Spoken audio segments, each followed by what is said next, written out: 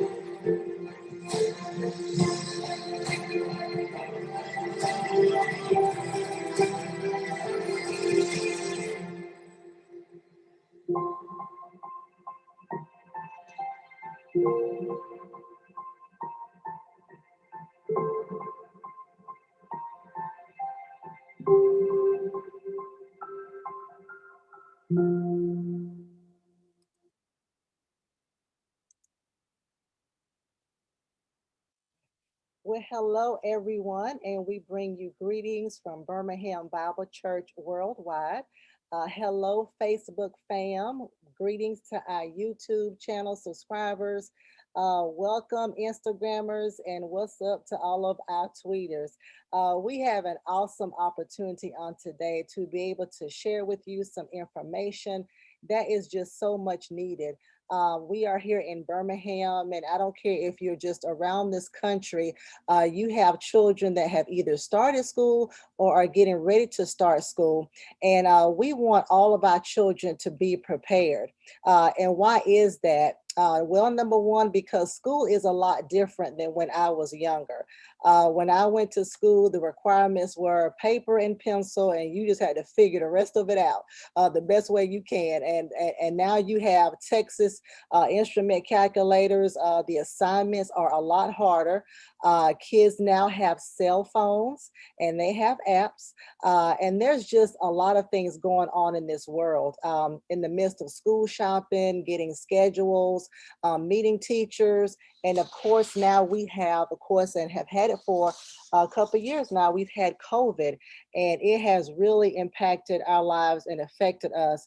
And so with that, it has brought about some pressure for us mentally. Of course, y'all, for those of you who've been keeping just abreast about what's been going on with Simone and her mental bouts of depression, and Naomi, the tennis player, it's just in our society. And so we need to talk about it, talk about that. And so we have some other great speakers on today. We have great information. We have awesome speakers. I'm really excited. And so they're going to give you some great tools, some great information on how all of us can be successful. And so this information is for students. So parents, if your children are asleep, I need you to wake them up and tell them to sit in front of the computer, since they like to do that anyway, and just tell them and just make sure they're watching this. This information is for our parents, it's for our guardians, it's for teachers. We wanted to really just encompass everybody because it takes a village to make all this happen. So please, if you're out there on social media, make sure you are sharing this with somebody. Make sure you are texting somebody, you're telling somebody this great information that's about to go down in a few minutes. And so the first speaker that we have on today is Dr. Cree Johnson. We just love Dr. Cree. Dr. Cree is, she's a doctor here in Birmingham. She has her own practice, and I will let her talk about that. She's been on the news. I tell you, one day we're going to look up and see her on CNN. She is just doing some major things, some great things. And so I'm excited to have her. And so she's going to really talk about how our children can stay healthy, especially in the midst of COVID. So Dr. Cree, can you please share with us some information for all of our viewers? Yes, thank you, Lady Pam, and thank you, Pastor Mason, guys, for having me. I am Dr. Cree Johnson. I'm a board-certified family medicine physician, and I just specialize in helping everyday people who are so overwhelmed in this season learn to live a healthy, happy, and whole life. So today we want to talk about how can we have a healthy school year. I don't know about y'all, but I'm so nervous about this upcoming school year. We were really safe in our little bubble last year. We have a 7.5-year-old. She did virtual all year. I think she's a part-time worker at my office, a part-time worker at my husband's office. We learned to make it work. As stressful as it is, I think that stress was a little bit okay compared to what we're up against with this Delta variant now. So as we begin this school year, I wanted to give you guys about 5 practical tips that we can do in order to stay healthy. First things first, kids, families, and everything in the life, we need routine. So after being virtual for a whole year and some change, I encourage you to start getting back on your routine. Some schools are starting back in the next couple of days, so you may have to start today. So that may mean getting into bed earlier, starting your routine a little bit earlier, saying, hey, if you staying up to 10 o'clock, let's back it back tonight, easing the kids back so it's not such a shell shock that they're like, okay, we got to do this all over again. So get a good night's rest. Sleep is very important, very, very, very important. So making sure that your kids are getting a good night's rest and a nutritious breakfast in the morning before they head out the door. So now we're rested, our brain has been fed, so we have the ability and the capacity to take on all the things that we need during the day. So getting a good night's rest.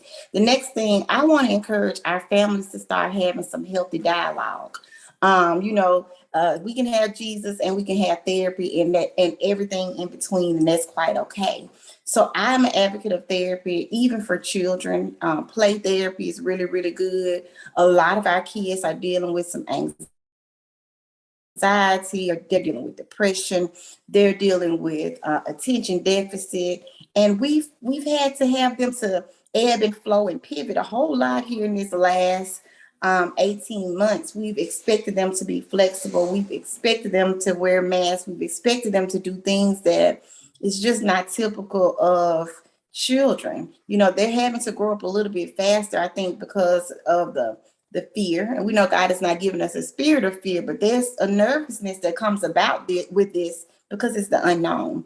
So I encourage you to have healthy dialogues that be with the school counselor, maybe with teachers, even in your home, to say at the end of the day, let's sit down and have dinner together. How was your day? How's your day? Tell me what happened good today. My kid says it was fine. So I have to be creative in asking, so what happened fun today? What did you like today? What made you smile today? So find some different ways to get your children to engage, especially if they're teenagers. They may be like, they don't want to engage with anybody. They barely want to engage with themselves. So get them to open up so you can understand what's going on in their heads and in their hearts. So I encourage a good night's rest, a good breakfast in the morning, even if they're saying they don't want to eat breakfast. Encouraging a healthy dialogue. And if it's hard to get that dialogue, seek outside, unbiased people. I know we have a therapist or someone in the psych industry. I'm sure they'll dig into that a little bit deeper. And then we need to educate ourselves on what's going on. We have so many people on the internet that are Facebook physicians, I like to call them. They are experts, and they have not gone to a liquor school. The things that I have been just tired of fighting, because I'm like, that's just wrong. And 100 people have liked it and agreed with it. So make sure that we're finding our sources and teaching our children to find the sources from the correct places. And if the CDC makes you nervous because they're changing a lot, remember, science ebbs and flows. They're not lying to you. They are not telling you a lie. They are out here saying, hey, it changed. It changed, and as things change, we have to evolve. So what was right 3 weeks ago may not be right now. Go with what is right today. So if you're nervous about that, call your own pediatrician, call your own family medicine physician, and ask them, because those are people that you trust. Find sources that you trust so that you are aware, you are encouraged, and you know that you're making a good informed decision, because we will not live by fear. We can't live by fear. We need to be very informed. So we're going to get that good night's rest. We're going to have a routine. Eat your breakfast. You need it even though you don't think you do. Encourage a healthy dialogue, even if that is therapy. And nothing is wrong with therapy. We're going to embrace that in this new millennium, okay? And educate our kids the right way through the right channels. And lastly, I wanted to touch on a couple of things about the mask. I got this nice email from our school system that said, let's talk about definitions. Required means this, and recommended means this. They had the Webster definitions in the email. I was like, okay, they enlightened us on what that meant and gave us examples. So I want to encourage you that even if the masses, like my grandmama say, if they jumping off a bridge, are you gonna jump off a bridge too? You do what you need to do to keep your family safe. You know that you live with grandmama and auntie, and they got high blood pressure, diabetes. You know they are south thick because they like that sweet tea. Wear your mask. You know, I encourage you to continue to wear the mask. We don't have virtual options this year like we did last year. The kids are going to be in the room. You don't know who's done what in their house. You don't know who's been vaccinated, who's not been vaccinated. So when in doubt, wear your mask. I encourage you, if your kids have not been masking at home, and if they're like mine, 7, 6, and those younger ages, just put the mask on, go to the store. Let's practice it so that they're comfortable, and teach your kids to be a leader. You know what? If everybody's jumping off a bridge, you just let them jump and call 911 because somebody has to be the one to get help, okay? So you be okay being what you are taught to do. So wear your mask even if no one else does, because we want to protect you. You wear your mask to protect yourself, because if your kid is less than 12, they can't be vaccinated. And everyone has not been approved to be vaccinated. There are some people with immune compromised systems that their doctors, rheumatologists are saying, hold off on getting a vaccine because it can interact with your medications. They may have allergies. We don't know people's situations. So I want to give our parents a little nudge to say, be patient with people. You never know if they've said no to it. It may not just be because they're anti-vaccine. They may have been informed well to not get it and to wait. So be gentle in our approach, because right now everybody's like, oh, you're not welcome because you haven't done this. Oh, you're not welcome. So be gentle and pack your patience, because we're looking at a long road ahead. But what you can do what you can do to keep yourself safe, to keep your household safe, and to keep those around you. So wear your mask. This Delta variant is about as contagious, they say, as the chicken pox. I remember when I got the chicken pox, we got it because my sister had one bump on her hand. All the church children came to my house, and everybody had the chicken pox within a couple of days. We don't want that same story for our kids and our unvaccinated people at this time. So the Delta variant is very different. And for those of us who have been vaccinated, grab your mask, put your mask back on, because our shots were, yes, 95% plus effective against the alpha and the beta and those variants. But the virus is smart, it's mutated. So now we drop down to about 60% effective with this Delta variant. So 60 to 100, y'all math folks out there, that's a lot room compared to 95 to 100. So wear your mask, even though your illness may be very mild if you get it. We still have people around us that are not safe. It's Alabama. Only 30% of our population is vaccinated. So if you're in a full room, it's more likelihood that people around you, more people have not been vaccinated than those that have. And lastly, I just touched on that, vaccinations. If you are in doubt, yeah, we are in the biggest case study ever. Millions and billions of people have received this shot. Yes, there have been some side effects, but they are very, very, very few. I want to remind you of the side effects of COVID, though. Fatigue, chronic fatigue, shortness of breath, kidney failure, liver failure, kidney failure, lung failure, having to be on oxygen. All of those things, I'm actively watching people still have 6 months, several months after the diagnosis. And so with the vaccine, you are able to keep those side effects or the long hauler symptoms down. So be mindful of that. And I just want to remind you, get a good night's rest, get your schedules back intact, drink your water, and mind your business, people, but wear your mask while you're doing it. Thank y'all for having me. That's awesome, Dr. Cree. Thank you for all of You. that. I mean, and I like the points you gave, get back to a routine.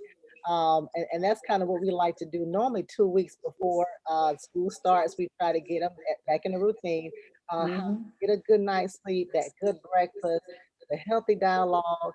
I like what you said about the mask. And I think what it is with a lot of people, we just don't like change. I mean, like you said, this COVID, this variant is always changing. It may change next week, and we may have another strand out there. And so you're right. We have to get used to the change, get accustomed to the change. In my house, all those who have been vaccinated, and we still wear our mask because Mhm. that was a first line of defense when COVID first came out. So we also, but thank you for that, and thank you for giving us that bit of information. Thank you so much. And you gave a good segue to eating a good breakfast. So that's going to bring us to Dr. Larissa.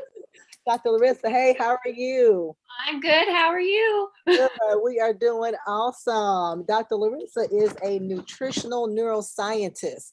And so she knows a lot about food and what foods are great. So I know Dr. Larissa is going to give us some great information about foods that we need to be eating and things we need to be doing to get our inside as healthy as well. So go ahead, Dr. Larissa. All right, awesome.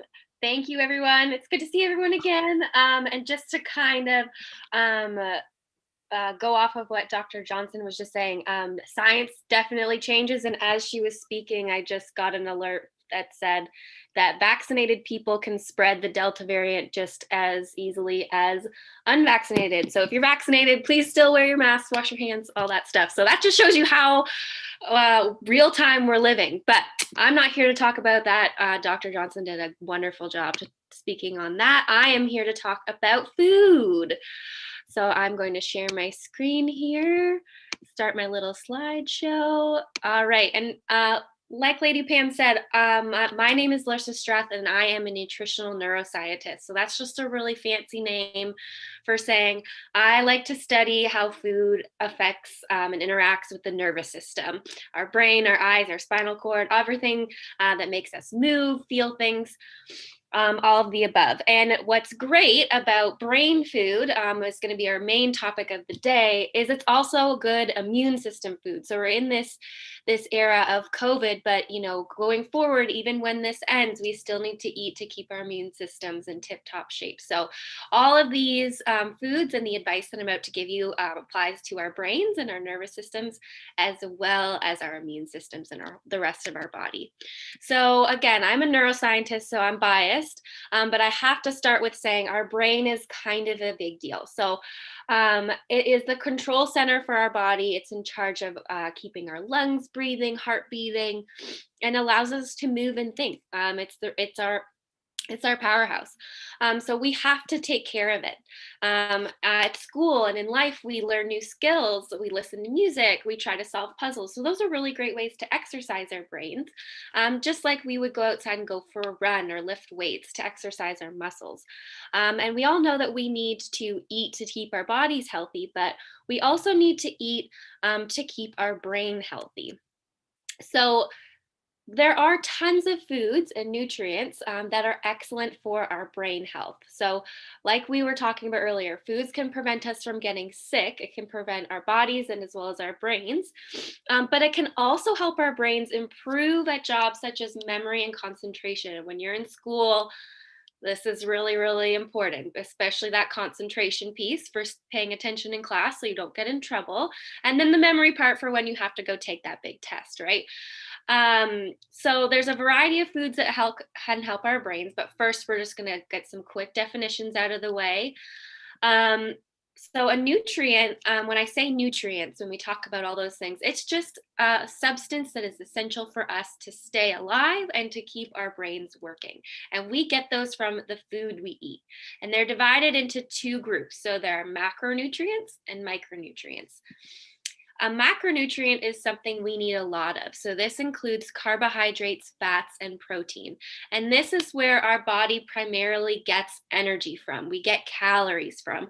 It is important as children to get at least 1,500 calories a day. That's aged I believe 4 to 18, and then 18 and above adults, we need to get about 2,000 calories a day. And they need to be made up of those carbohydrates, fats, and proteins. And micronutrients are those things that we need smaller amounts of, but I like to call them small and mighty. So we may not need a lot of them, but they are essential. So they are what are the construction workers to help take the carbohydrates and fats and protein that we ate to turn them into something that we can use later. So all of these nutrients in our food are what our body uses to keep us alive, right? And so often a lot of people don't eat as well as they should, and this causes them to get sick. And this can also affect our brain's ability to stay alive or make it very sick as well.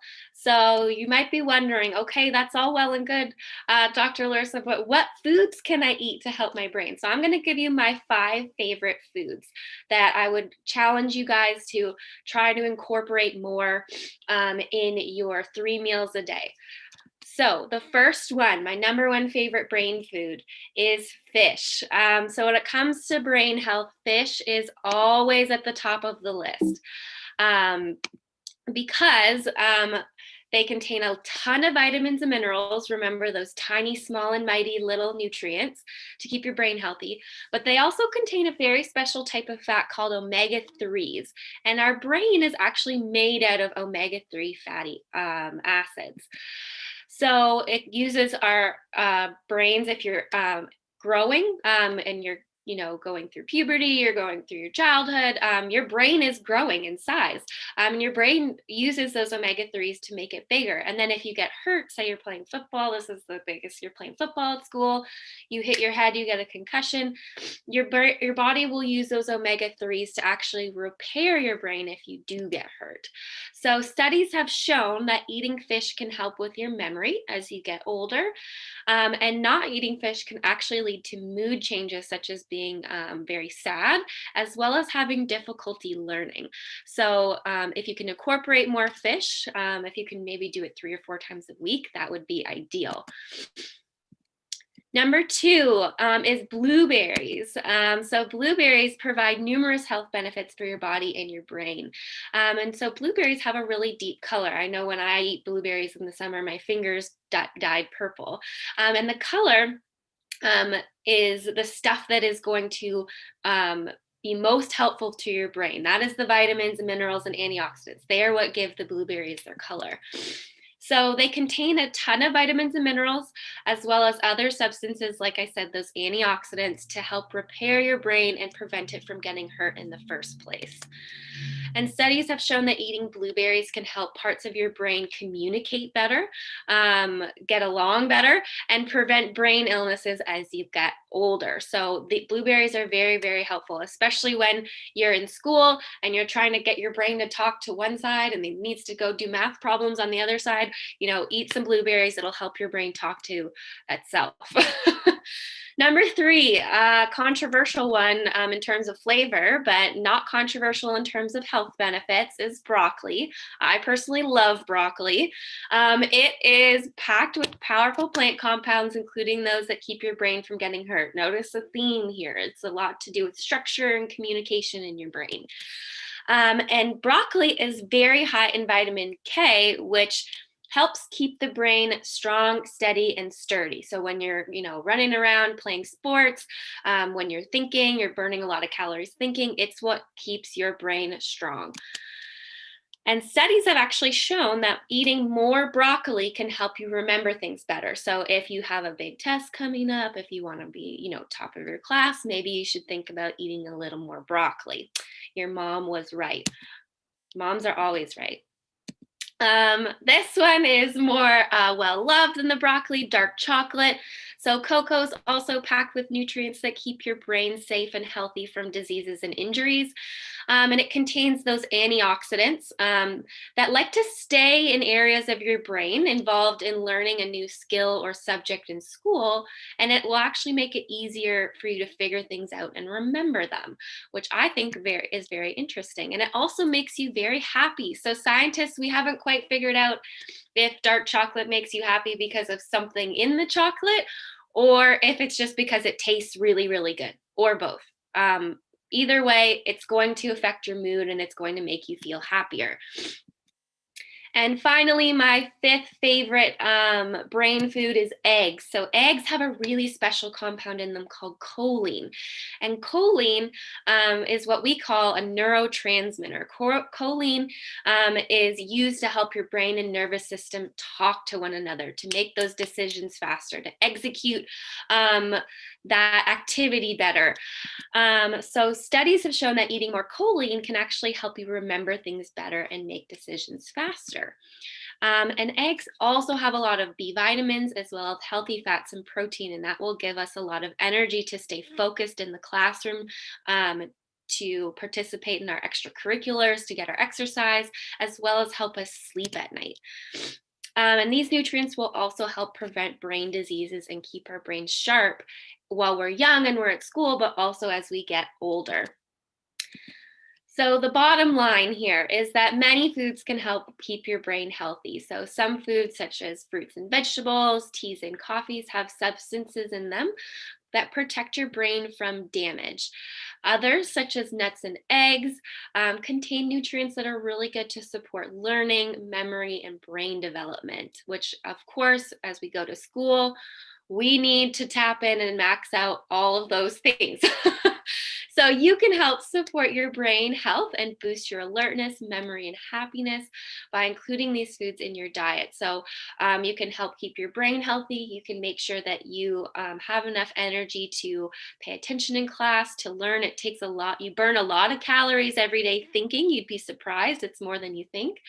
As well as to have enough energy and be well enough to participate in our extracurriculars as well. So with that, I will stop my screen share because that's all I've got for y'all today. And I will pass it back to Lady Pam. Awesome, Dr. Larissa. I like how you started off with the why, because you know how children are. Well, why I gotta eat this and why I gotta eat that? Well, you gave us the why. It's really good for you because it helps your thinking, your memory skills. The body is designed to repair itself. So if you eat right, if if you sustain an injury, if you get sick, then the foods that you've eaten can fuel and make sure that you're able to repair and just bounce back a lot faster. So no, this was great. And I'm so glad that dark chocolate was on there because I know I feel happy when I eat chocolate. So I always like to follow the broccoli up with dark chocolate. I have one quick question. For those children who are picky eaters, can you help us as parents just how we can kind of hide some of that stuff? We talked about that before, like the broccoli. I think you mentioned kind of grinding it up in spaghetti sauce. So can you talk about that a little bit? Yeah, so hiding things. The best way I've learned, as you just mentioned, is to hide it in sauces. So if you make your spaghetti sauce, I don't know one kid that really hates spaghetti. And if you boil you cook like carrots and zucchini and things like that with the sauce, and then right before you go to serve it, blend it so that it's completely hidden. You can do that, which is awesome. Another one we've tested with my friends' kids is actually a macaroni and cheese. We put carrots and broccoli and spinach, and we made the macaroni and cheese sauce and then blended it at the end. And the carrots kind of hid the green part, which was good. And he ate it right up, and it was great. And then another great one that we like to do is making banana ice cream. So we'll take, this is really great too if you have bananas that are about to go bad, so you don't want to have to throw them out. So what you can do is peel them all, cut them up, freeze them. And what we do in my house is you blend them in a blender, put your frozen bananas in, we'll put spinach and strawberries, for example, and you blend them and it makes ice cream, and you can scoop it out and put it in, and it's actually, got no added sugar in it. It's got your spinach, your strawberries, and your bananas. So it's really, really good. It also, I, just was a grad student, so I would have to maximize the food because I was on a budget. So I was like, I can't throw these bananas out because I'm throwing money out. And so that's what I would do, is I would make banana ice cream instead. Wow. Mhm. Awesome. Thank you so much, Dr. Larissa. Oh, and I forgot to, and I'll have Cree do this as well. How can people contact you if they just have some questions? Yep. So if they have questions, my email is lstrath, just LSTRATH at uab.edu. As well as you can follow me on Instagram at dr.larissajane. Awesome. Thank you so much, Larissa. Dr. Cree, can you please tell us about your practice and where people can find you if they want to set up an appointment, what have you? Yes. If you want to set up an appointment with me, you can go to our website, www.brownstonehealthcare.com. I have 2 practice locations. My main practice is in Trustful, Brownstone Healthcare and Aesthetics. And I am opening a clinic this week that is exclusive for the city of Birmingham employees. So it is Brownstone Be Well. It will be 1700 5th Avenue North, and you can call at 205-202-5650. So we're very excited to be serving them. So if you know someone that is a city of Birmingham employee that don't have a doctor or they need a cute doctor, send them my way. Sure will. Awesome. That's awesome, Dr. Cree. All right. And of course, Dr. Cree had gave another segue. She talked about healthy dialogue and how we need to really be talking to our children, especially sometimes, girls are a little bit more chattier than boys. And so sometimes you really got to pull out a boys. But this leads us to our third speaker for today, Miss Valerie Wilson. And she is going to talk about the mental health of it all. Hey, Dr. Valerie. Good morning. Thank you so much, Lady Pam, for having me, and give my blessings to Pastor Mason as well. I really do appreciate all the information. I was over here taking my own notes, and there was a couple of things that were mentioned in terms of sleep, in terms of food that provides good brain energy. All those things really are important to mental health. You can even come to therapy and learn all of the proper strategies and skills and all of that. But if you're not getting good sleep, and if you're not getting the foods that Dr. Larissa mentioned, then your mental health is going to fail as well. And you won't be able to implement some of those strategies that you need to when you don't have the emotional capacity or the endurance or stamina to implement them. So I wanted to talk a little bit about some changes that I've seen in our school systems here in Arizona. Just recently, they're moving towards more of implementing licensed professional counselors, which is what my role is. Some of the school counselors, I think maybe on the East Coast, the school counselors are more geared towards career oriented. Here, they're starting to transition to more of a role of having emotional care or social emotional care counselors to come in and be of a service to the students, which I can appreciate. Mental health is very important across cultures, but I do want to focus in on the Black community because this is a taboo topic.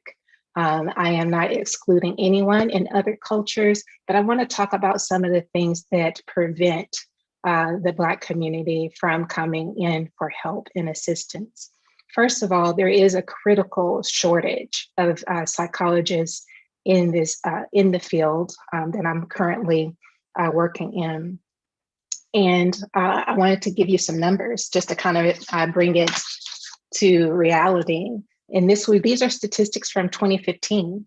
86% of psychologists in the field in the US workforce, only 5% of them are Asian, 5% Hispanic, and only 4% are Black or African American.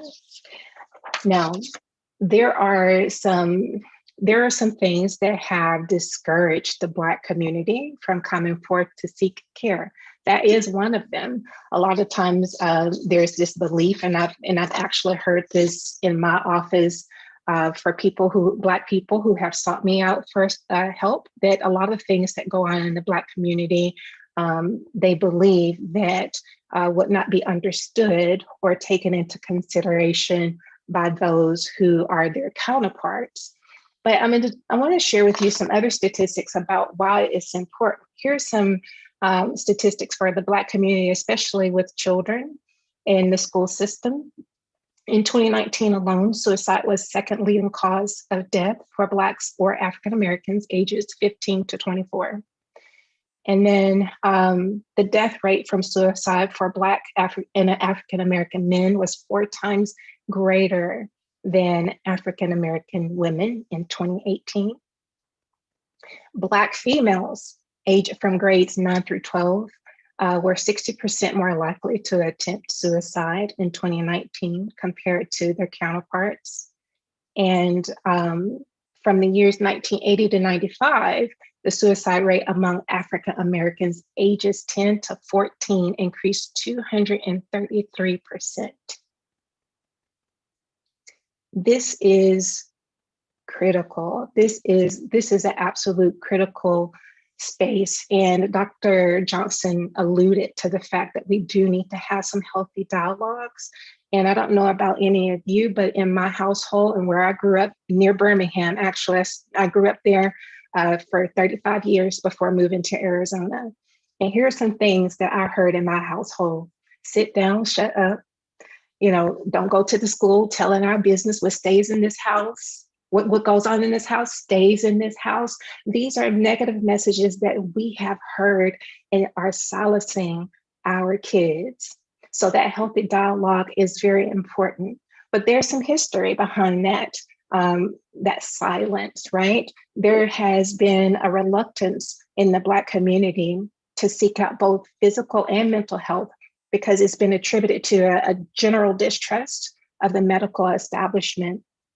And it's not without merit, because the history is that the African Americans are either misdiagnosed, then white patients and then in the Black communities have been exploited by the government and medical community in the name of medical advancement. There's just so much history there that prevents us from seeking out medical care. So just having 4% of us represented in the field of psychology, it's understandable that there's this apprehension about whether someone would understand where I'm coming from. While we were going through COVID, here's something else that we were going through. We were at political tensions were very high. Racial tensions have been very high. And when we see some of the things that's going on in the community, you clearly could actually measure some of the criminal events that were occurring. Many of the situations that would come up with African Americans were often diagnosed as illegal activities or described as illegal activities or violent, but not as mental disorders, when some of them could have been situated in the mental disorder category. So we do have things in terms of the legal system that are disparaging the Blacks in the community from seeking out mental health, but also because it opposes that survival mentality that we have been taught. We have grown up, it's like we have survived so much already. And now we're coming to a place like if we go into mental health, we're about to be told there's something wrong with us. It's not necessarily something being wrong with us. All of us in the human race, we're going to deal with some level of anxiety. Now, when you think about children, it is common for children to experience anxiety. It is common for them to experience depressed mood.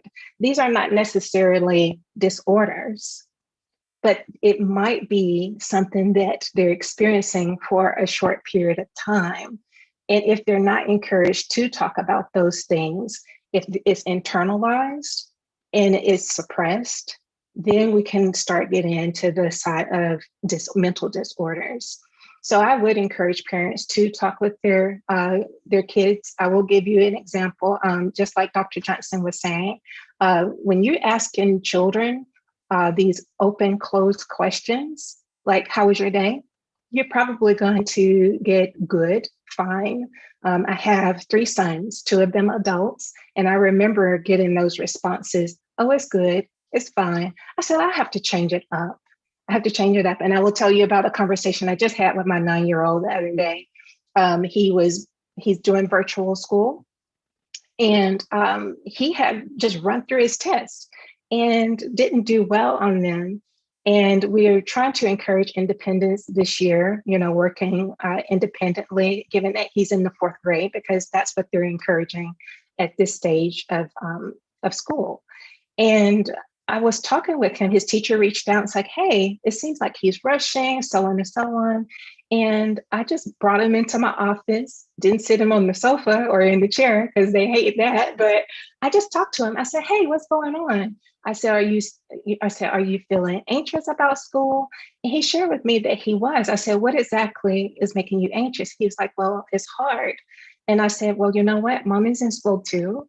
And this goes to being transparent. Mommy's in school too. And I feel anxious. So it's helping him to normalize that feeling of anxiety and not telling him that it's bad for him to experience that. I also told him the night before that, I am afraid. I used that word. I am afraid that I won't be able to internalize all the information that school is throwing at me right now. I can appreciate all the doctors on the panel because I'm in doctorate school, but it's hard. It's challenging. It takes time. It takes you being very focused. And I can relate to my son in that. And we talked through it. And yesterday, he had the opportunity to go back and take those tests after we had that conversation, and he did well on all of them. But this is a conversation that never happened in my home. It never happened. So as a kid, I struggled with test anxiety. No one ever asked, and the teachers didn't detect it. And the wonderful job that teachers do, they have many students to give attention to, and they may not always catch those things. But I think these conversations start in the home. If we can start having these conversations in the home, we can prepare our kids to be more aware of their mental health in school and be able to ask for help. So today I actually wanted to come before you and just give you some questions, some open-ended questions that you can explore with your kids. I gave you an example of how that occurs with my son and I just asked him, I says, are you feeling anxious? Tell me about that anxiety, okay? So some questions some open-ended questions to ask would be, do you feel like your friends and family are supporting you recently? Why or why not? Always put that question, why or why not, on the end, because that asks them to expound on this question. Do you feel like you have too much to handle? Or do you think you're managing your time well? One of the other conversations that I had with my middle son when he was playing football, going to school, having to stay up late at night studying, preparing for college, those types of things. He came in one day and he was just agitated and short. I said, what's going on? And he's like, well, I always have to wash the dishes every night, and I have football practice every night, and I have school, da da da da da. And I was like, how has that been making you feel? And he says, just frustrated, overwhelmed. So I raised my boys to identify the feeling, not to whine, but to identify and communicate or verbalize what the feeling is.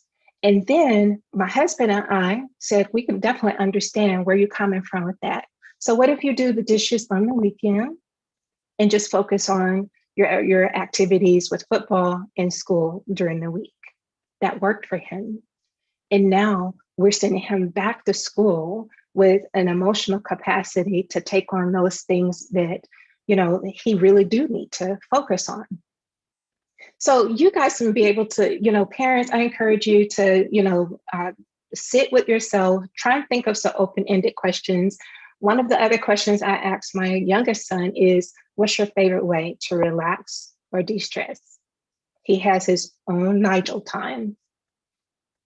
We have to incorporate amongst all of the electronics and all of the stimulation from learning and interacting with friends at school, incorporate some downtime, because that overstimulation can also cause anxiety. So really, even if it is 30 minutes before bedtime, what does downtime look like? The reason why I like to incorporate this downtime is because when we're sending kids out into the world, if they are, if they're not familiar what downtime looks like, they're always going to be looking for something to fill their time and their space, and not recognizing how that leads to the anxiety. And then I also have worked with a lot of teenagers right now who just don't know how to be alone. And when they describe for me what it's like to be alone, they describe it as unaccepted, unloved, don't fit in. Well, is that the case? I wonder.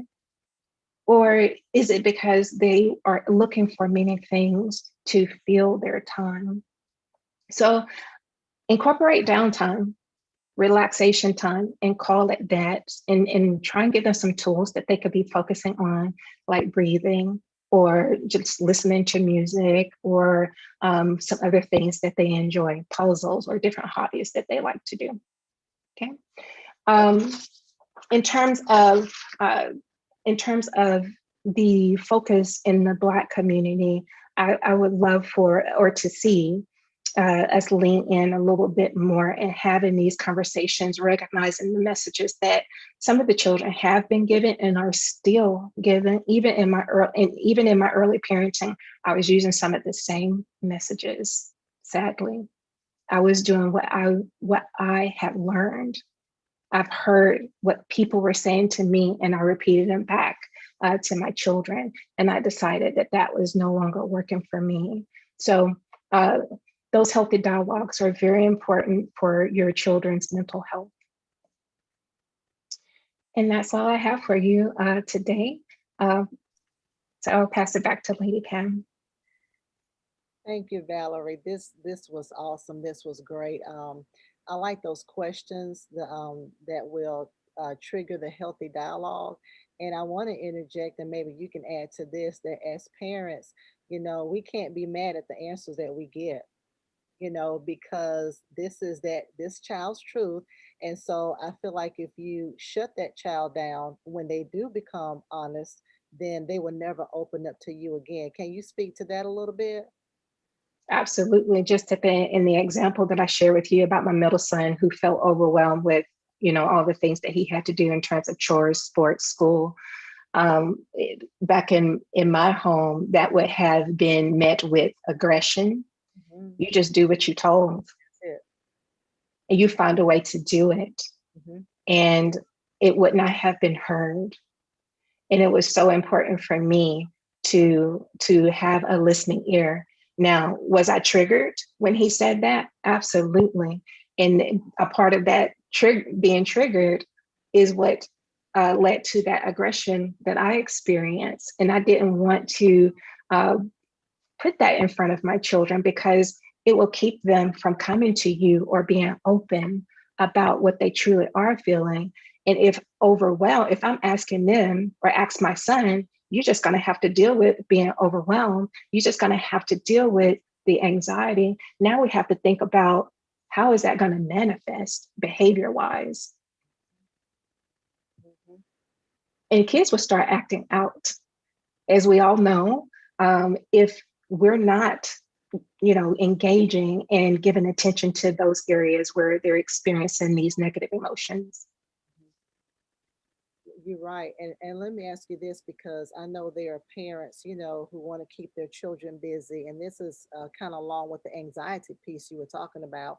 If you can kind of give us some signs of anxiety. I know some parents who just put their children through too many rigorous activities. They got, whatever, dance, gymnastics, they got sports, they got schoolwork. If you can talk about that, and even maybe if your child is kind of in a way saying, I really don't want to do sports. I'm not talking about school, something that's really important. But how can we as parents just make sure that we're seeing these signs of anxiety, even if it's, because I was thinking about what our children, if it's biting nails. I don't know. Is there something that we can see outwardly, not just the behavior, but something that maybe Mhm. says, okay, there's an issue here, and we really need to talk about it. Can you talk about some of Mhm. that? Then we'll move on. Yeah, before nail biting begins, like that is one of those things that you can see happening. But pay attention to the body language. We have become less familiar with body, and when we see it, we just don't react to it. I think that we often see, the heads falling back or the eyes rolling. And, again, those are things that were dismissed probably in you guys' childhood as much as mine, that it was just often dismissed, or you were, chastised for having those types of reactions. So pay attention to that. You'll begin hearing verbal messages as well, you know, about not wanting to do such activities. I want parents to think about, who is it for? When they're asking their children to do all of these different activities, who is it for? Is that for the kid, or is it for them? Is it for image? These are conversations that I have to have with parents. A lot of times they want their children to be involved in all of these activities because maybe that'll make them appear like a good parent. You are a good parent if you pay attention to your child's mental health. You are a good parent if you're giving your kid a break. So I actually had to talk to my mom about being the trophy kid. Oftentimes when she would introduce me, she was like, "Oh, this is my daughter. She's a minister. She's a massage therapist. She's a counselor. Blah blah blah blah blah." She'd go down the whole list, and I said, "Mom, let's not do that again." I said, because it's just too much pressure to try and live up to your expectations and everybody else's expectations of whomever you're bragging to. Wow. Well, So, they hit a nerve because as parents we're so proud of them. But you're right. Then it's like, if they're standing right there, they're like, oh my God, I can't let them down. I can't. Yeah, you're right. No, yeah, yeah. yeah, yeah, It's when it's you being proud of your kid, and there's a healthy side of that. yeah. But I saw something different, and that was my mom really going overboard. Wow. Yes, ma'am. Well, thank you so much, Valerie. Appreciate all this information. We've been checking the comments just to see if anybody had any questions. So no questions yet. And so this brings us to Miss Karen.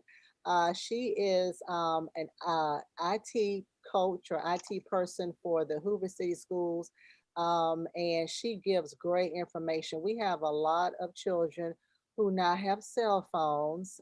In my house, children get cell phones when they get to middle school because they start getting into extracurricular activities and they're a little bit more responsible. And so with that, of course, there are apps and there's chat rooms and all kind of stuff. And so can you please give us parents and children some help about what is acceptable, what's not acceptable, what they should be on, not be on, what parents need to do to make sure, since we're paying the bill, what we need to be doing to make sure they're on the right stuff. Okay. Thank you, Ms. Yes, Karen. thank you so much for having me. Good morning, everyone. Yes, ma'am. When you think about social media, you also have to include those chat worlds that you had just mentioned. And the reality is that most kids start developing those online relationships as early as 8 years of age. In fact, I think back to when my own daughter was around 8 or 9.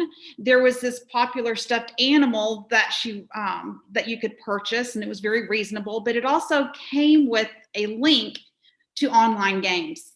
And I'll never forget sitting down with her and us exploring that website together and discovering a chat room.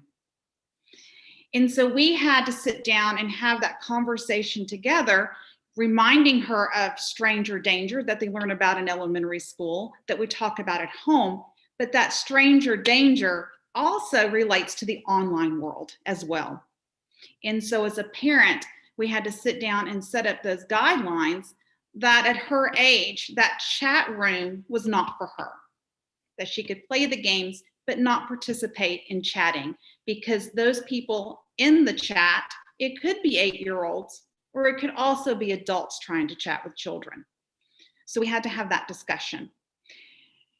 And it's interesting too, that by age 10, they progress to multiplayer games, right? So there's this progression going on, building up to those apps that we see today. Again, I remember when my son was around 10 years old and he received an Xbox. He and I sat down together to set up that Xbox. And that was his first exposure to those multiplayer games. Again, we had to sit down and have that discussion that he could not play those online games with strangers.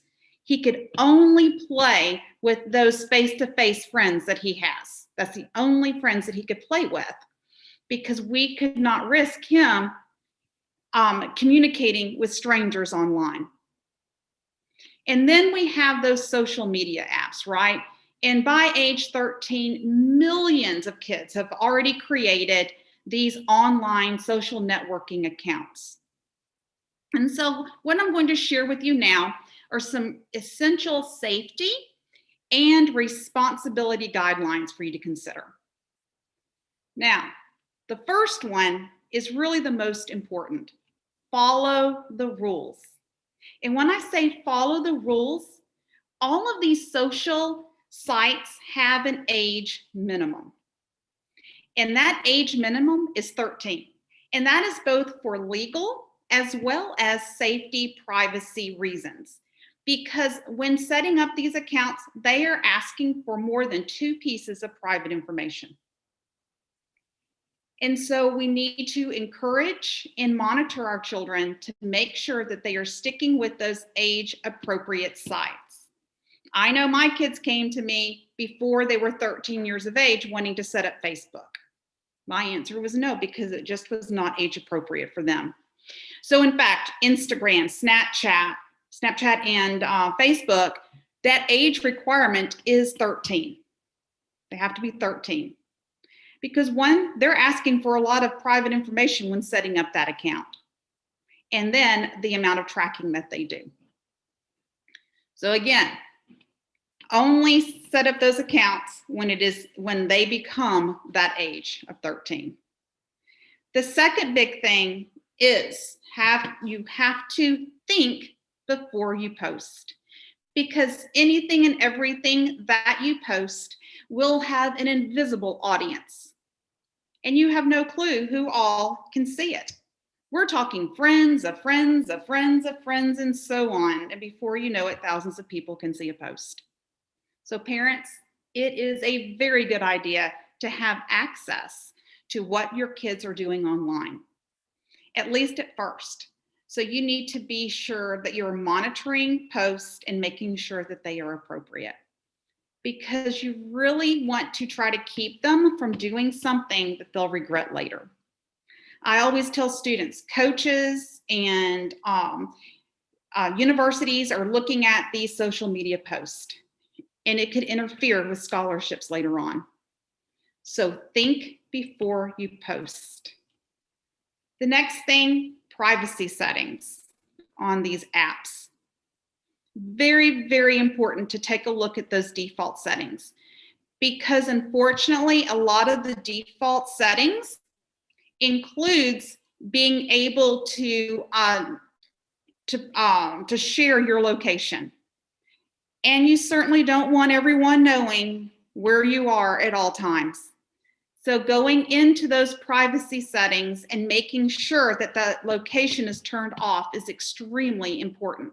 Also, to take a look at what other information are they collecting, making sure that you go through, because even though There are privacy settings that you can play around with. They aren't always foolproof, but they can be helpful. So take the time to learn about those default settings and take the time to learn how to change those on all of your children's favorite sites, the apps, and teach your kids the importance of privacy. All right, kindness counts. This one is so important. You do not want to be that online bully. So if you're not going to say it to someone's face, then it is so important that you not post it. Okay, it always seems like, I know I do, monitor, and, you just have to be careful, and kindness. So we always tell our students that if you see any type of online bullying, to go ahead and report that to a trusted adult immediately.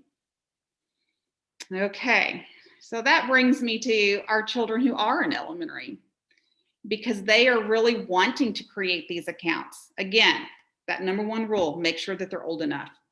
But if you do discover an online site, parents and children need to create those accounts together, because you do not want to share more than 2 pieces of private information when setting up those accounts. Always supervise what they are doing. Always supervise online, very important. Just like, if in your household you don't allow unsupervised play dates, that should be the same rule that's online as well. They are playing online. Who is their play date online? It needs to be supervised. And then there are so many apps that are being added every day that children are discovering. There was one called Musical.ly a few years ago that I discovered 4th and 5th graders were creating accounts for. But once I vetted their privacy policy, I discovered, well, 1, they weren't old enough to create those accounts. And 2, it was just unhealthy and unsafe for them to have even been on that app. So it is so important for parents to do your homework. Make sure you check out the sites before you let your kids go online. Make sure you check out the apps before they download them. Look around for ones that appeal to your kids' interest or even have educational angles to them. Set time limits on the amount of online activity, playing on their phones. Set those limits. And then most importantly, those phones may be picked up at night. They need to go to bed too. And it is so important to pick them up at least 30 minutes before bedtime. They should never be left in the rooms at night. Pick them up, cell phone time, bedtime, take them to your room, place them in a drawer, and don't take them out again until the morning. I have friends who said that when they take up those phones, that is when there's a lot of activity, is that between midnight and 2 a.m., that's when their friends start texting one another. Pick up those phones so that way they can get plenty of rest, especially for school. So how can you keep up with all the latest social apps and sites that our preteens and teens are using? Your best tool is common sense media. In fact, my school system, we are common sense education certified. So all of my teachers go through the process of being certified and learning how to teach all about the safety. But most importantly, that is a great resource for you. Again, common sense media. You can go to that website, you can enter in any app, and it's going to share with you concerns that you need to have about privacy. It's going to share with you the legal minimum age to set up an account. But most importantly, it's also going to share with you their view on what age is appropriate. So even though an app may say age 13, in reality, as far as age appropriate, it may not be until they're 16. So again, there's that search engine on that website where you can search these apps. You can search these online communities that our students are going to. All right. And again, also listen and look at what your children are doing online. All right. And that is all I have for you today. Any questions? Oh, this is great, Karen. Just great. So many great tips. Supervising your children, setting guidelines. You did a little bit of this last year, and I had no idea about the 13-year age limit for the Snapchat and Instagram. You see a lot of kids doing. What about TikTok? That's something to ask you. Is that okay for the younger generation? I would, again, 13 and over. 13 and over. Yeah. 13. Okay. Wow. Okay. Okay. And again, I like that website is you said commonsensemedia.org. Yes. Yes, that is correct. Okay. Now this is great. This is awesome. And I like how you say, and really it's just parents, it's just we really have to supervise on a greater level. Before it was, we had to check the backpacks and see if there were any notes in there. And kids are not writing notes now, they're texting each other, and so we have to, as parents, we have to pick up the phones, we have to do our research on all these apps. How can, back in the day, there was an app that could hide the apps on the phone. How do we know, what we're looking at? Well, one thing is making sure, like we shared our family, what am I trying to say? Account. We had a family account. And so I would be notified with whatever apps are being downloaded. Yeah. So that's one thing that's very important is, and picking up those phones and common sense. When you set up an account with them, they're actually going to give you weekly emails. And they're going to share with you some of those hidden apps to be on the lookout for. Cool. Okay. And what the icon looks like. And so definitely sign up for that. All of those are changing all the time. And so definitely sign up for the free account with them so that you can be notified. But definitely sharing that one account, that family account, so that you know what apps are being downloaded and get those notifications. Okay. Sounds good. Okay. Thank you so much. Thank you, Ms. Karen. And that brings us to Miss Monique Tate. She is a secondary education teacher. And as mentioned before, the virtual option is not there for us this year. And so I need you to give us some tips so that our children, our parents can be educated on how we can get our children just ready for school, how we can get them just pumped up, and maybe some tips on studying. Just whatever you have, I need you to bring that to us right now. Hey, Monique. Hello. Hey.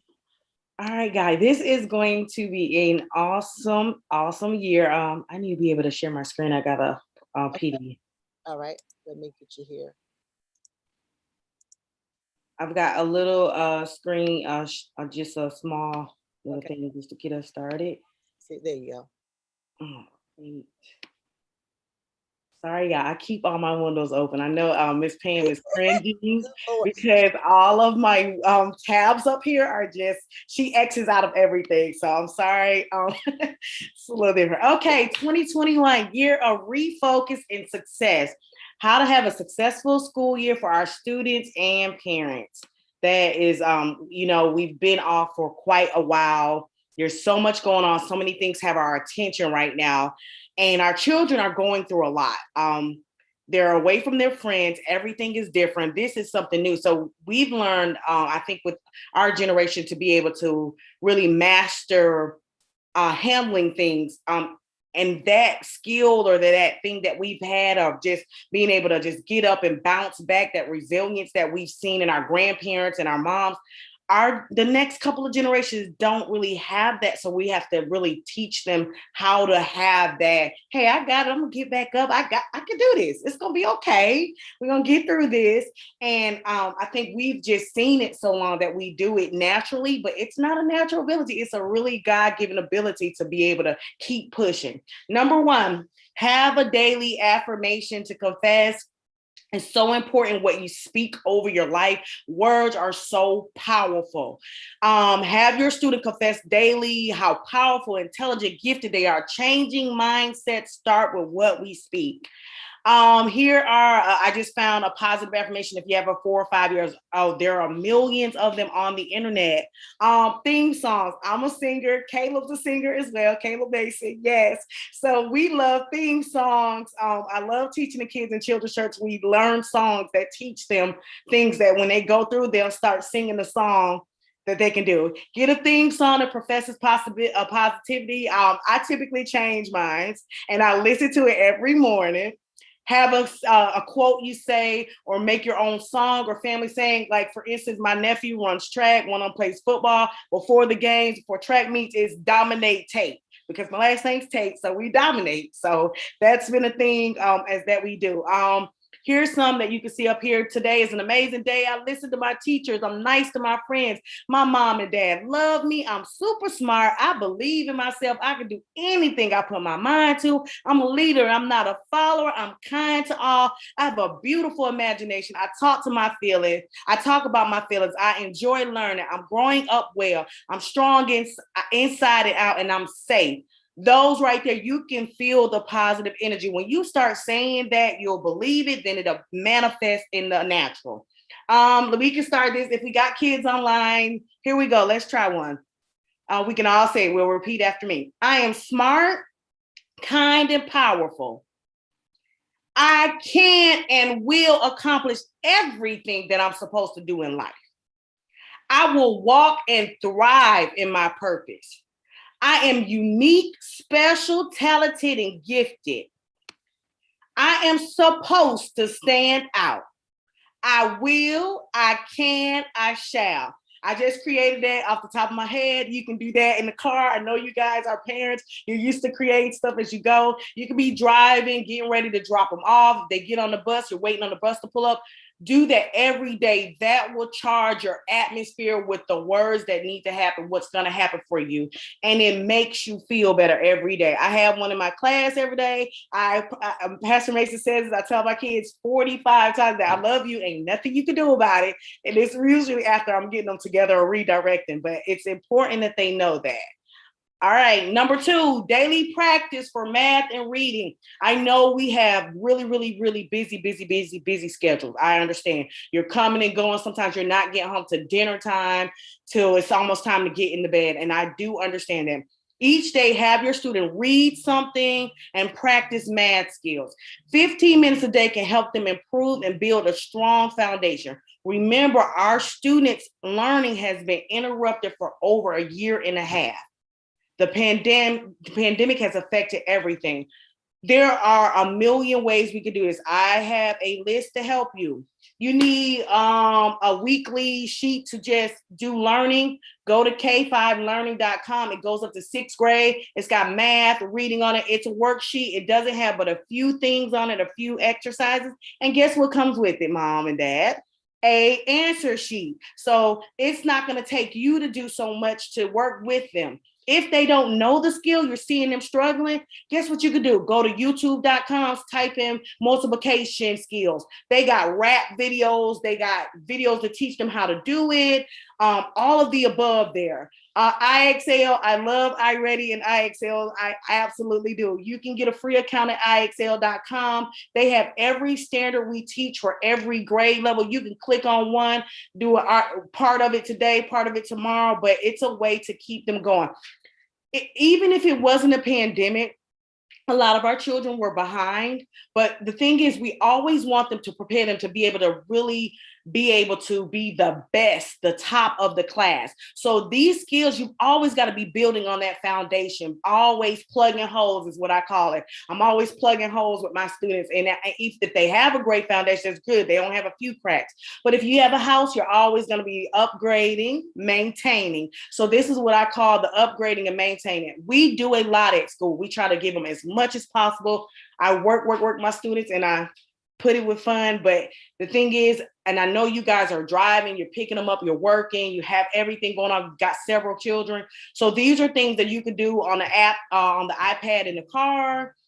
They can actually do them. These are things that you could do on the way to school, on the way to picking them up, dropping them off, or whatever, games. while they're sitting out there watching their big brothers and sisters at a football game. Have them on the app and doing something like this. 99math.com. You guys will love it. Cute little math game. They've got all the skills. You just start the game. You'll be the teacher. They'll be the student. You'll put the game in, and they actually like doing it. And it's just practice, but it looks fun. And you don't have to create it. A lot of the other apps, you have to create the game. You don't have to do it on this one. I absolutely love that. I use it every day this summer. YouTube.com, like I said, you can go on there and search any skill. If you want to, typically, like I do a skill a week. If I'm doing tutoring, we might just do fractions a whole week. We'll do multiplication a whole week. We'll do division a whole week. So that way I'm going from scaffolding the levels, because if you've got somebody that's supposed to be on 8th grade level, but they're testing on 3rd, 4th, 5th, or 6th grade level, I've got to get them up to that level anyway. So we want to make sure that we're practicing the skills to get them. And if you've got kids that are on grade level, phenomenal. Let's push them to the next grade level. My goal as a teacher, as a person, as a woman, I want every child that I come in contact with to be 2 grade levels above when they leave. If they're there, our children can really compete with the rest of the world. All of those gifts that are inside of them, now they can flourish because they're past where they need to be. So these are just a few. I have hundreds of them. A different thing. Common Core is another one. I can keep going for days and days on them. If you need them, I'll give you my email at the end. Miss Pam knows how to get in contact with me like that. So there's a million of them, but those are some that you don't have to create something to go. It's already there. The answers are there. Boom, boom. And then you can just kind of monitor it. Number 3, ask for help. Find out if the school has tutoring. I know with the pandemic, there's a lot of funds to tutor. We were in all summer. We literally didn't get through to the second week of July, I think. So we literally have been going all summer. They have tutoring. They'll have enrichment after school. They even want us to start at the very first day. That's phenomenal. So we're actually doing a lot of different reading enrichments, math enrichments, but usually there are some are free, some are not. Look for them because there's so many different programs. You may find one that's free, which is phenomenal. Find out if the district has a homework hotline. Usually there's a 1-800 line or a homework hotline. They can be on the phone and actually getting help with homework while you're cooking dinner and they're at the table and you're monitoring. Ask for your teacher's help. Also, we are always available. We have a plethora of things that we can give you to help them, to support them, to come back. I love it when my parents are like, hey, they really struggle. I saw them doing their essay and they really struggle. Can you give them extra time? I'll put that in my schedule some kind of way to meet with this student, additional to what I'm doing in class, to make sure they have what they need. So if you need help, that's our job. That's what we're here. We actually love it to be able to help more because most teachers are really helpful and they're like, hey, I got this. I've got books, I've got websites, I've got everything that you could think of. And you always can go old school, put some problems on a board and let's work them out one by one, or let's put a writing prop up. Let's start working on our essays. I'm big on writing because now they have to write on the ACAP test. So this is from 2nd grade on up. So everybody has to be able to do a flowing paragraph, be able to do an argumentative essay or comparative, or they're able to do an analysis. So they've got to be able to tell about this story that they read and have it where it sounds right. It's grammar corrected, everything grammatically correct. Everything is where it needs to be. So you can have them do writing prompts, a paragraph, a journal is good to have with them also. So these are things that you could do that don't take a lot of effort. And also, like I said, ask your teacher. We have a plethora of things to give out and we love to help. All right, number 4, do a weekly checkup, a daily checkup. Oh, she hit it. Those open-ended, closed-ended questions. They're going to be like, fine. And it's not fine. And Miss Tate is going to call you later and tell you, well, we have a problem. I pulled a group chat. I'm screenshotting the group chat. I can send it to you. We need to deal with this, or we got a vault in Snapchat. Pictures have been released that should not be released, or there's a conversation happening about one other student and this is actually bullying and things like that. So check. If they say it's okay, I always say overdo everything or do that. Check on them daily and weekly. Check on their progress with assignments. Students will come home and be like, oh, the teacher's this and she's mean, she's not doing this, it's too much, and they're sitting there day after day not doing anything. I love calling my parents, so they know I'm picking up the phone. Hey mama, how you doing? That's my saying, because I'm calling, and they know, please put the phone down, Miss Tate. So they already know. So there's a lot of times we don't have the time that we really need to just be able to call and keep in contact with parents and do that. I stayed up one night, I think the 10:04, calling parent after parent after parent after parent. If you got 100 and something kids, that's a lot. And I'm multitasking, like I was here doing homework and stuff I need for Monday at the same time. But if you called us or emailed or class dojo, which is like a text message, hey, how's my child doing? Hey, I was meaning to call you. We got an issue. Can you give me 5 minutes of your time? And that way we're working as a team. I had one parent that was like the SWAT team. She was dead on it. Text message. I know her number by heart. She was on. I was like, man, we like the SWAT team. We shutting it down. And she was like, exactly. And the kid was like, you do the most, Miss Tate. You do the most. That's what they tell me. DTM means do the most. So if you hear your kids like DTM, they telling you you're doing the most. So that's what I do. So so do that. Verify with your teacher what your student is saying about assignments, if they really doing them. Usually you can check online grades. If you don't have it where you know the students log in because they have the information, they'll act like they can't get in the system. I don't know how to log in. That Miss Tate didn't give me that. Not true. So call us, email us, or text the teacher. Usually they can screenshot you or call you and be like, hey, give me 5 minutes of your time. This is what's going on. I don't have any assignments. It's 10 due. They did too. So we can do that. We love talking to parents. All right, 5, breathe and focus. You can do this. We believe in you. Nothing is impossible if you believe in yourself. And there is favor on your life. You are unique, special, and gifted. So just breathe and focus. You can do it. So just take it step by step, day by day. All right. We love you and thank you for your time today. Before you go, let me share this with you. Pastor Mason has our children memorize this.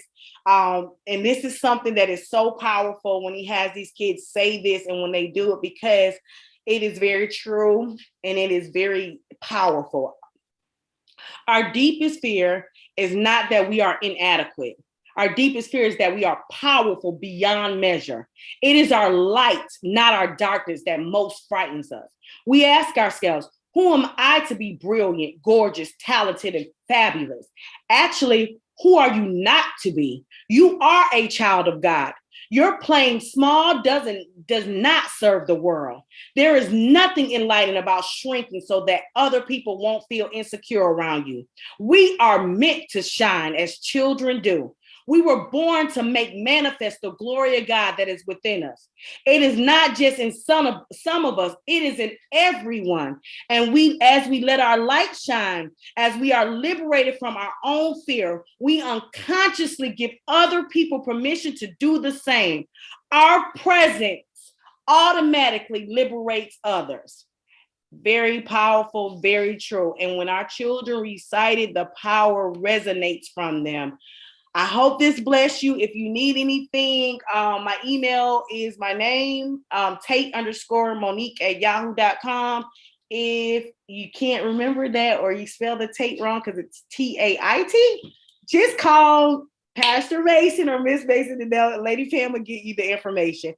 Thank you guys so much for your time. I'm going to escape and stop share. Awesome. Monique, every time you come in here, I just love your energy. You're just so energetic and so passionate about everything you do. This was awesome. I felt like telling Cable Live, y'all go ahead and get your clothes on. It's time to go to school. I mean, you just got so pumped. And that's just awesome. And I like what you said about positive affirmations, because a lot of times we as parents, and I am guilty, in the morning we're rushed, we're fussing, get your stuff. You didn't get this, you didn't charge your Chromebook. And so instead of doing that, instead of doing all that fussing and nagging, we need to make sure we are having those family huddles before we walk out the door and confessing those positive things over their lives. Another thing that Pastor, he does during story time with the children, it's a very short one, but he has them to say, I am the best, I can do it, God is always with me, I am a winner, today is my day. And so whatever affirmation you choose, it gets them started right. Just like, we have to have a good breakfast. We go to school, got to have a mask. We also need to have those positive confessions. Great tips. I love K5 learning because you're right. It has those answers. It's been a while since I've done multiplied fractions and I forgot how to do it. So I love that. Great websites. Listen, to anyone, if you want any information, if you want any of the PowerPoint slides, you can please email me at ladypam@tcowi.org, and I can get it from our speakers, and then we can email it to you guys. But great information. And so love the math and reading, asking for help, breathing. The anxiety is just kind of creeping up because we're doing something that's hard. And so, like you said, breathe, focus, ties in a lot to what Valerie said. Everybody's just really complimenting each other as far as the information given. So we're going to have our last speaker for today. He is not the least. I know he's last, but he is not the least. But he is the principal of Fairfield High School. Excited because he is going to summarize it all up as far as what our students, our parents, our teachers, just everybody needs to do to be able to have a great school year. So hello, Dr. Tim. Hello, good morning, everybody. Great arising. I want to say thank you for having me here. My pastor, teacher James mentioned third, and Lady Pam. Thank you all again. I don't know why you have me here. All these scholars on this panel today, they said it all. I'm like, what I need to talk about when they already summed it up. But I'm here to discuss how parents and students can have a successful year. And I'm with Valerie Wilson. She said it first. It starts in the home. It starts in the home. Everything starts in your home. I know you're trying to see how we're going to have a successful year right when school starts. Now we having all this COVID-19 and everything is changing. CDC is changing every day. Like Dr. Cree said, it's changing every single day, every day. And it's going to be back to business usual. You know why? Because the high state assessments from the state of Alabama. Third graders, I have a third grader and they're not reading fluently in the third grade, then they could possibly be held back. And so every day I spend time, except yesterday, Mason, we're going to read today. She reads me a story and I have her to tell me what the story is about, as Monique Tate said. I spend that time, I just take a little time out of my day, my busy schedule, and say, come on, read me a story so we can talk about it. And it makes a difference because she loves sitting up there and we spending time at the same time. But parents, hear me well, I'm going to take you to church just a little bit. Just a little bit. The same way that God told us that he would never leave us nor forsake us in Deuteronomy 31:6, it's the same way as parents we need to do when it comes to our children. See, in Deuteronomy 31:3-6, Moses in his old age, he was about 120 years old, informed the children of Israel that God shared with him about, the scripture says God himself will cross over ahead of the children of Israel, and that he would destroy anything and anybody before them, and they will possess the promised land. Now, let me ask you a few questions, parents. I have to ask you all this. What is your vision for your child for this upcoming school year? And when you have the vision for your child, you need to make sure that you're checking on your child, not just leaving them at home and leaving them to do all the work. Are you speaking promises of God over your children? It starts in the home, like Valerie Wilson say, are you speaking the promises of God over your children? And I have to ask you one more. Parents, are you exemplifying strength and courage in front of your kids? So you have to understand that when we exemplify strength and courage by modeling for our children, that they don't have to be afraid or terrified because the Lord your God goes before and with you. But at the same time, as Dr. Cree said, you got to teach them as well. So my daughter had open house yesterday in Birmingham City School. We had open house. And on the way home, my middle child, going to the 6th grade, was teaching my 3rd grader, hey, don't touch your face when you go out there. And I have a wonderful wife, I'm going to tell you. Speaking the promise of God, as soon as we wake up, Allison Perry, she's speaking the promises of God over everybody in the house. Anytime she see the kids, she's speaking the promises of God. She have us to quote certain things. But my thing is, we have to model as parents what we expect for our kids. So now, when you do that, he will never leave you nor forsake you. So now you can begin, and students can, and your child can begin to walk in the fullness of no weapon formed against me. You can walk in, I am the head and not the tail, because they'll believe it because you speak it so much in your home. You can walk in, I am more than a conqueror. Or you can decree and declare that this will be the best school year of your life, despite of a pandemic. Despite of a pandemic. Now, understand that just because the promised land and the promise of God have been spoken over you, a lot of times students feel as though they don't have to do anything. This pandemic shut the world down. A lot of kids sitting at home, they think you're supposed to just give them a grade. Parents shut down. They're not monitoring their kids. Well, let me tell you something. It actually means that you got to work even harder because of the harvest. So let me talk to some farmers a little bit. Because I had looked this up about the harvest. They have different steps. They have like 4 different steps. In harvesting your crops is to cut the plant with the branches of the buds. And once they do that, they have to trim the big leaves off. And then they have to remove the large leaves and dry them. But you don't know when they dry them, they have to have the ideal condition when they dry them. And then the last step they do, they cure them. That means drying the buds slowly in a controlled environment. So in order to have a harvest, you have to do work.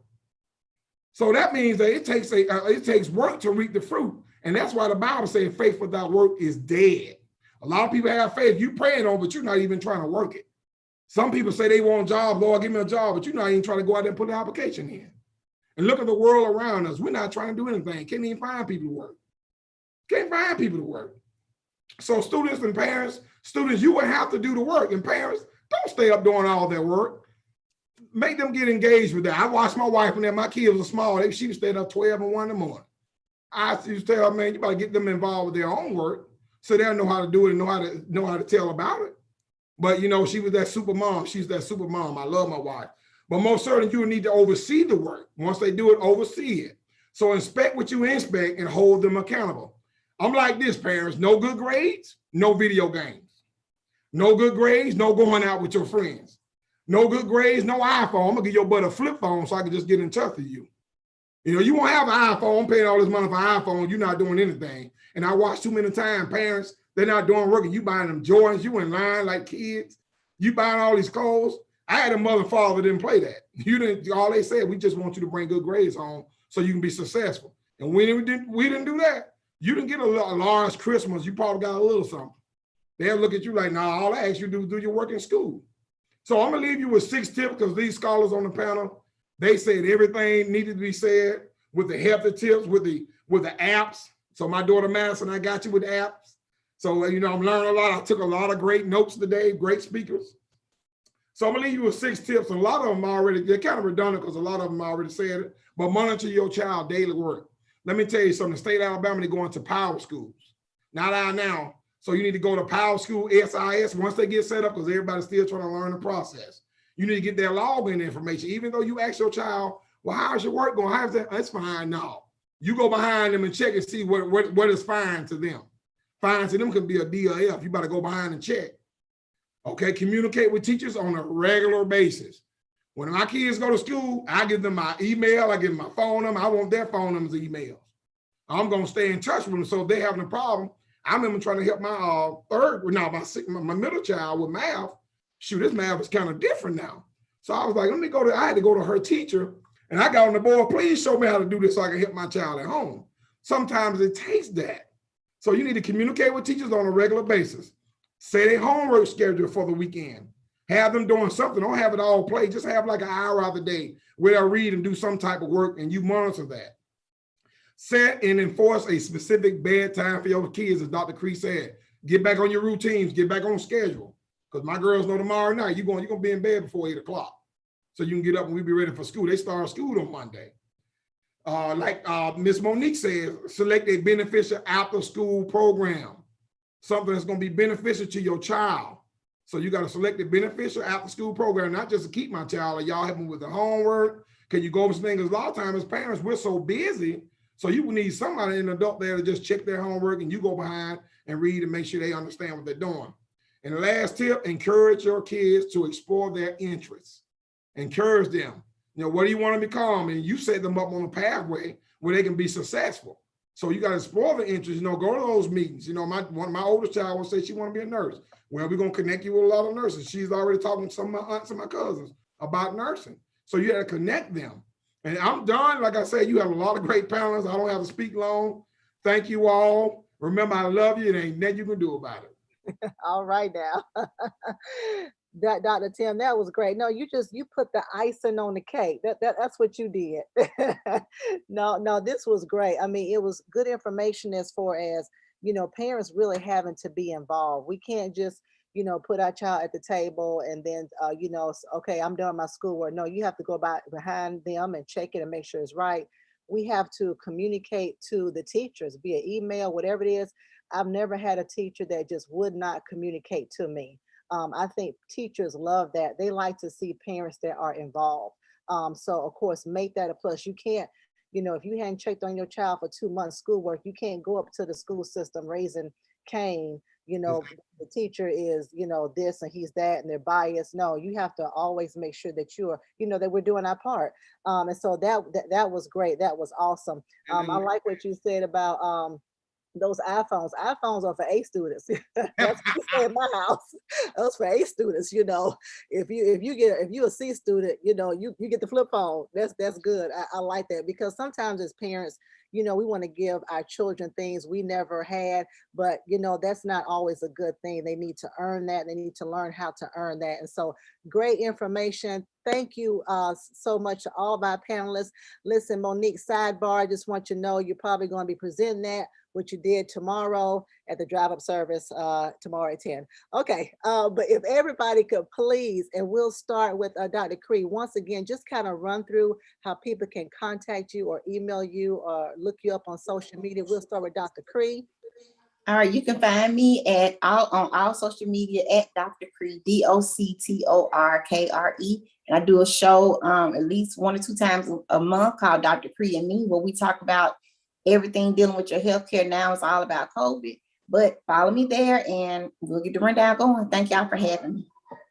Awesome. And then Miss Larissa, tell us again how we can contact you. Hello.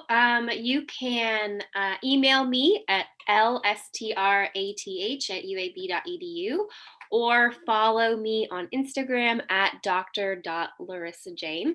And I also just wanted to let you know that I put the information as to the alert that I got with the CDC in the comments for that, what we were talking about with Dr. Cree in terms of new science that's coming out with breakthrough stuff. So that's in the comments. Look for it in the comments. Okay, sure will. Thank you. And Miss Valerie, how can we contact you? Yeah, you can find me at refinedmindshealth.com. And that's my website. You can read my bio there. Phone number 480-455-7742. Or you can email me at valerielpc@refinedmindshealth.com. I just want to also put a cap on Dr. Perry's message that we can pray and we can speak things, but if we're not actively trying to implement these strategies and tips presented here today, our faith is certainly dead. So I really appreciate your message. Amen. Awesome. Thank you. And then Miss Karen, how can we locate you? Yeah, so I can be reached at kdarroch, which is DARROCH, at hoover.k12.al.us. Awesome, that long email. I have to get used to that. For all the school systems, al.us.